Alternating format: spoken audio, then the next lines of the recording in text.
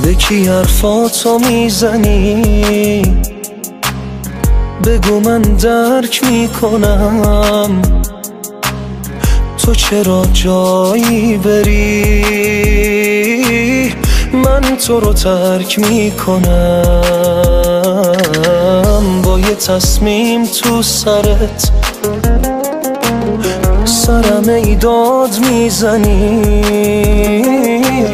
من همینجام روبروت چرا فریاد میزنی؟ با پای خودت اومدی با پای خودت میری.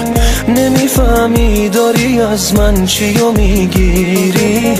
میدونستم میری اما نه به این دیری.